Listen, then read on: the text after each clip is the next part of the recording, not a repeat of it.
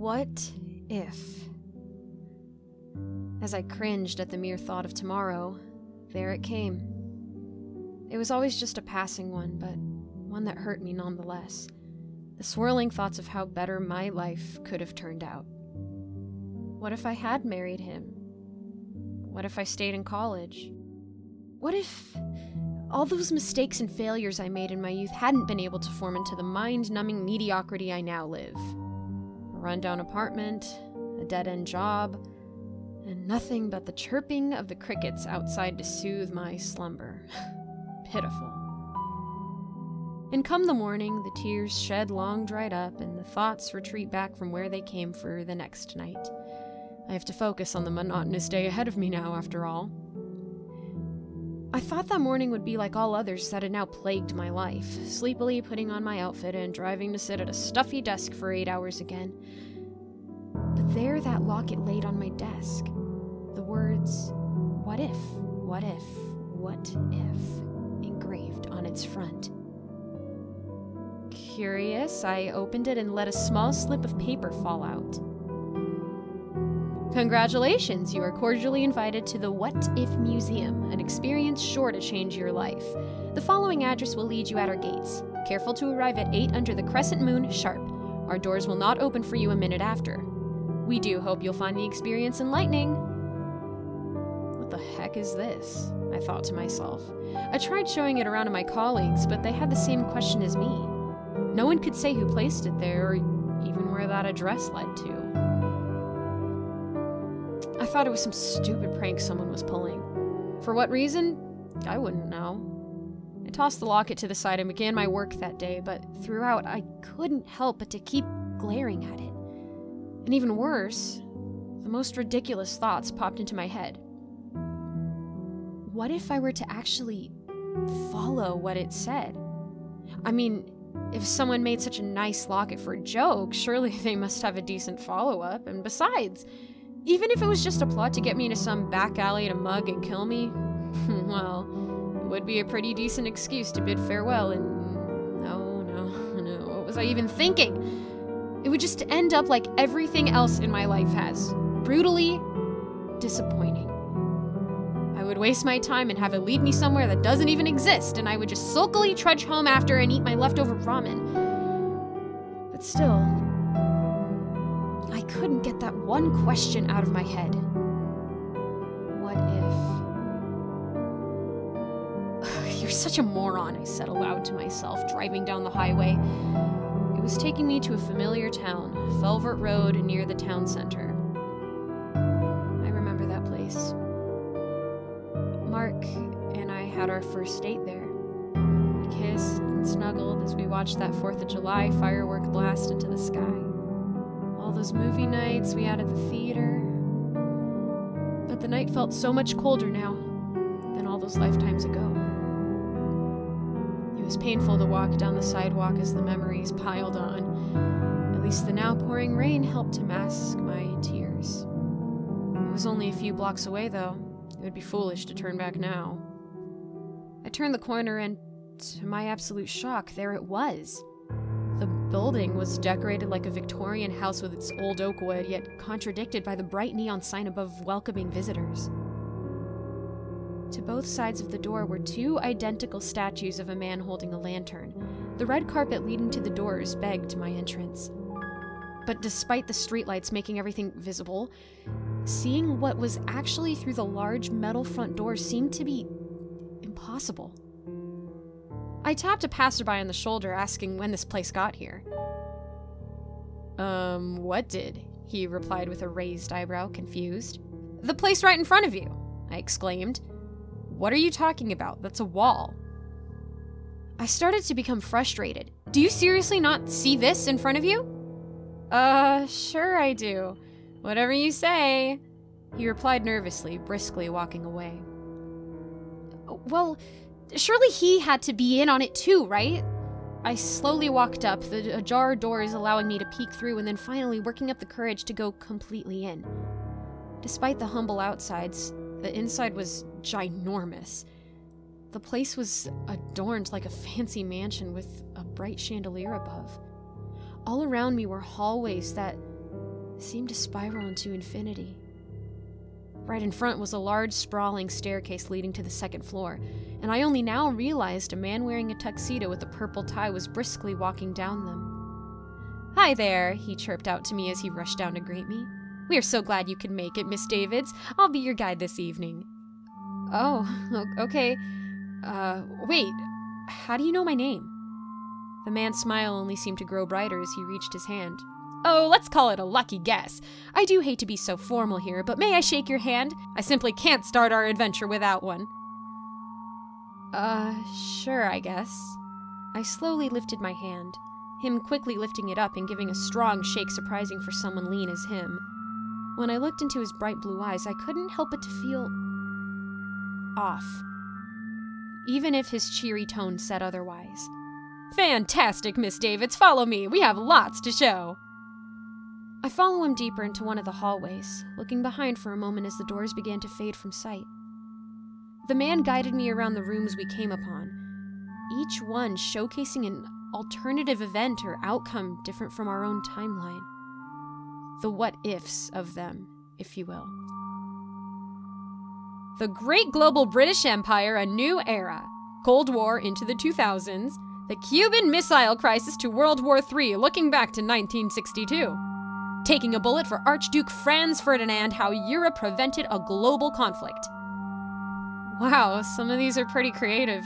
I can't believe I've never seen this place before, I commented to the man as we walked to the end of the hall. We only had a few more exhibits left. What's that flag from over there?" "Ah, you're too kind. You'd be surprised to find out not many know this place exists. And that right there is the great flag the Union of the Americas would have ended up using if they'd been able to stick together before becoming the many nations we know that occupy the continent today," he exclaimed. "So how do you guys piece together what it would have looked like?"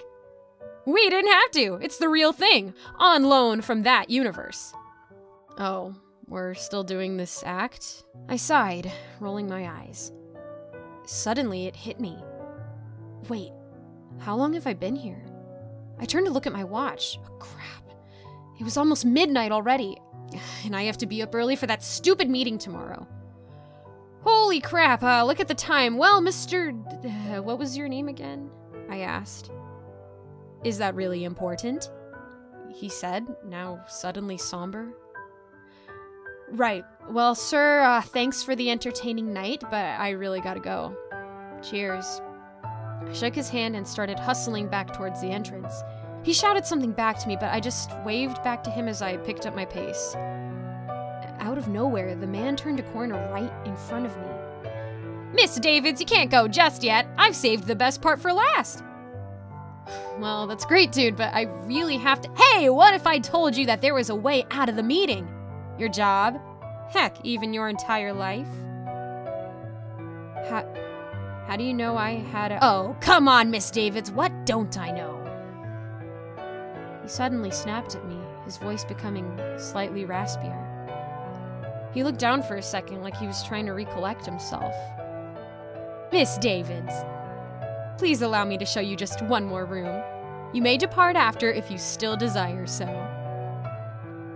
A feeling welled up inside me like I really didn't have a choice. "I'll take your silence as a yes. Wonderful!" the man nearly shouted. "Allow me to show you our final room."